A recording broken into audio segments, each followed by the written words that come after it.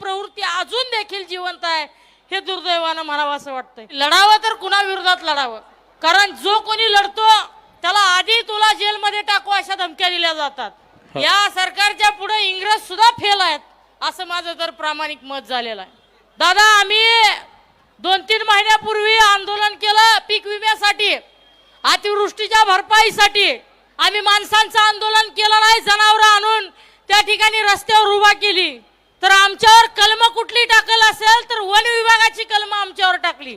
आमची जनावरं आम्ही रस्त्यावर आणून आंदोलन करणं सुद्धा आमचा गुन्हा असेल तर बघा। आणि आजची कर्जमाफी तर तुम्ही बघितलं तर म्हणजे फडणवीस साहेबांना एखादा छोटा मोठा नोवेल असेल तर तो देखील फेकून मारला पाहिजे, कारण कर्ज माफी कमी, कर्ज वसुली जास्त। म्हणजे एका हाताने चमचाभर द्यायचं आणि दुसऱ्या मागच्या दारातून त्याच्याच घरातून पळीभर पीठ चोरायचं, हा एक कलमी कार्यक्रम या सरकारने राबवलेला आपण बघतो। म्हणजे कशासाठी तुम्ही शेतकऱ्याला अजून अडचणीत आणत आहात? म्हणजे संत तुकोबांपासून गोरगरीब कष्टकरी दीनदलित या शेतकऱ्यांवर अन्याय करणारी एक प्रवृत्ती जी आहे ती प्रवृत्ती अजून देखील जिवंत आहे हे दुर्दैवानं म्हणावं असं वाटतंय। आणि म्हणून अशा वेळेस लढत असताना खऱ्या अर्थानं आरोग्याची सुद्धा काळजी घेणं दादा तितकंच महत्वाचं आहे। आज महाराष्ट्रामध्ये परिस्थिती काय आहे? एक आंदोलन केल्यानंतर सरकारची सगळी यंत्रणा अलर्ट होते। सगळी यंत्रणा आंदोलन प्रश्न मागण्या मान्य करून घेण्याऐवजी काही विशिष्ट यंत्रणा देखील अशी असते, हे आंदोलन मोडीत कसं काढता येईल, या आंदोलनाला गालबोट कसं लावता येईल, किंवा या आंदोलनामध्ये असणारे कच्चे दुवे कसे शोधता येतील। आणि घोषणा देण्याच्या बाबतीत फडणवीस साहेबांचा नाद कुणी करू नका। जिथं जातील त्यावेळेस तिथं प्रायव्हेट जेट मधून गाजराची पोतीच घेऊन जातात। ते गाजर वाटपाचा एक कलमी कार्यक्रम फडणवीस साहेबांकडून चालू असतो। त्यामुळे या कर्जमाफीच्या देखील बाबतीत उद्या आंदोलन पेटलं तर हे अशाच पद्धतीचं गाजर दाखवण्याचं काम करतील। फडणवीसांना गाजर दाखवण्याशिवाय दुसरं काही जमलेलं नाही।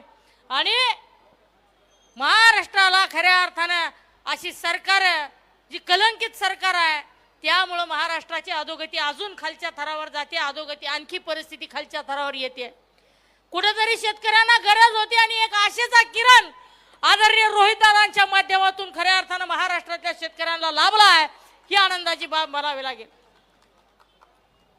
समजा विचार करा, एखादा घराणेशाहीतला नेता असता, आरामात निवांत राहिला असता, एसी मध्ये सुटाबुटामध्ये राहिला असता, परंतु दादांनी परंपरागत राजकारण पुढे नेत असतानाच मॅनेज न होता किंवा त्यांच्याशी संधान न साधता रस्त्यावर उतरणं आणि संघर्ष करणं प्रसन्न केलं, ही खऱ्या अर्थानं नेतृत्वामधलं कलागुण आहे आणि नेतृत्वामधलं कौशल्य आहे।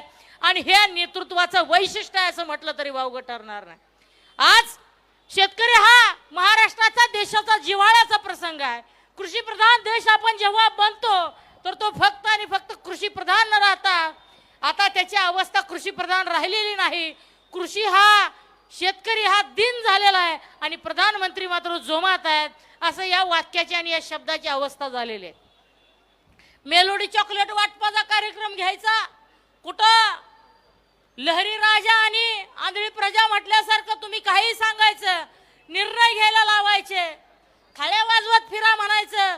मला तर वाटतं काही दिवसानंतर आपल्या गोरगरीब शेतकऱ्यांना तुम्ही काही पिकवू नका, केळीची पानं गुंडाळून जंगलामध्ये वावर करत राहा, अश्मयुगासारखं तुम्ही राहा, अशी सांगतेत का काय असं मला भीती वाटायला लागली।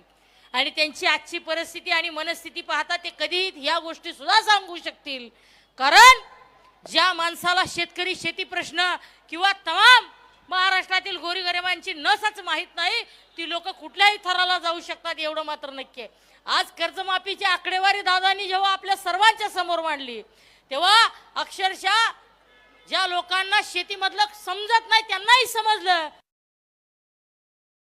की आपल्याला खऱ्या अर्थानं उघड उघड चोरी केली जाते, आपल्याच खिशातून माल काढून आपल्याच खिशात त्यातील एक नोट टाकली जाते, ही आपल्या सगळ्यांच्या लक्षात आलेलं आहे।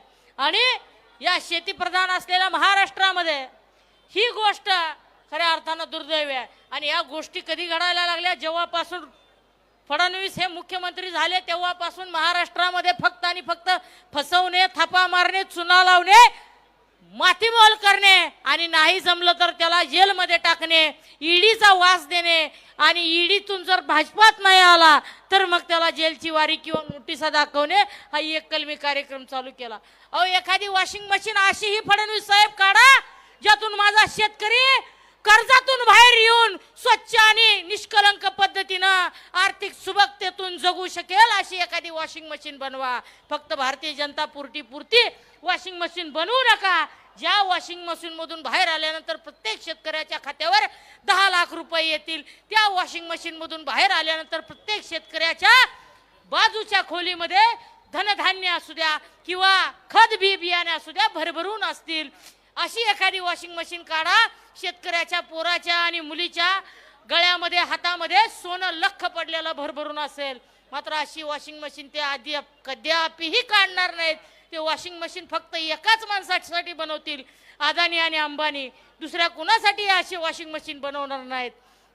त्यामुळं आदरणीय रोहित दादांनी हा जो निर्णय घेतला आणि खऱ्या अर्थानं आज या शेतकऱ्यांसाठी पांडुरंग हे आराध्य दैवत तमाम महाराष्ट्रातील कष्टकरी इथं माथा टेकण्यासाठी येतो. महाराष्ट्रातील गोरगरीब आपले गहाणी सांगण्यासाठी या पांडुरंगाच्या दरबारात येतो आणि अशा पांडुरंगाकडे आपलं आवाहन करण्यासाठी आणि आपलं गाऱ्हाणे मांडण्यासाठी आदरणीय रोहित दादा या ठिकाणी बसलेले आहेत. खऱ्या अर्थानं दादा इथला अनुभव असा आहे की या भूमीमध्ये जे जे आंदोलनाची ठिणगी पडली त्या आंदोलनाला यश मिळाल्याशिवाय राहत नाही. रोहित दादांच्या रूपानं खऱ्या अर्थानं महाराष्ट्राला पुन्हा एकदा यशवंतरावांच्या विचारांचा वारसदार मिळाला असं म्हटलं तरी वावगं ठरणार नाही, एवढं लक्षात ठेवा. आणि शेतकऱ्यांना कष्टकऱ्यांना कुणीतरी चेहरा समोर लढवय्या असावा लागतो आणि तो चेहरा आदरणीय रोहित पवारांच्या रूपाने या ठिकाणी मिळाला असं वावगं ठरणार नाही. मी शिवसेना उद्धव बाळासाहेब ठाकरे पक्षाच्या वतीने युवा सेनेच्या वतीने या आंदोलनाला पाठिंबा व्यक्त करतो. येत्या काळामध्ये दादा हे आंदोलन फक्त जर तुम्हाला जास्त त्रास इतक्या ठिकाणी प्रशासन जर देत असेल तर आम्हाला सुद्धा शिवसेना स्टाईल जमते. आम्ही सुद्धा तुम्हाला व्यवस्थित आमचे राजू खरे साहेब आमदार साहेब इथं शिवसेनेचं प्रोडक्ट आहेत, त्यांना सांगायची काही गरज नाही. त्यांनी ठरवलं तर अख्ख्या शहराकडे येणारे रस्ते सगळे पॅक करून टाकतील.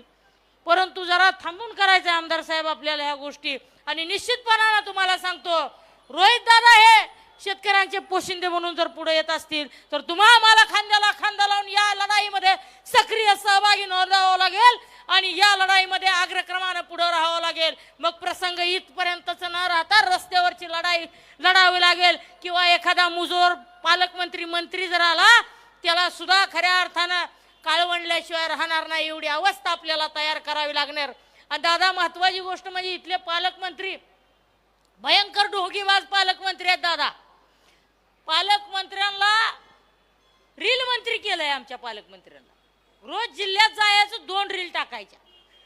डिपेंडर मधून 1 रील आणि दुसरी ती मला बी गाडी माहित नाही 2-3 कोटी वेलफायर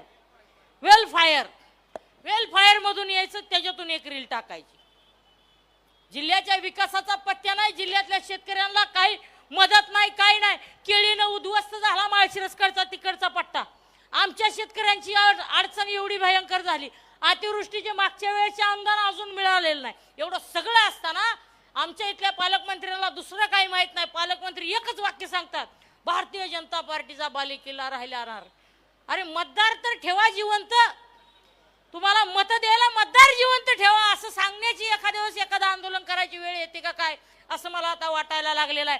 म्हणून अशा वेळेस खऱ्या अर्थानं आपल्याला लढाई लढावं लागणार आहे आणि ही लढाई एकाधिकारशाहीच्या विरोधात आहे, हुकुमशाहीच्या विरोधात आहे.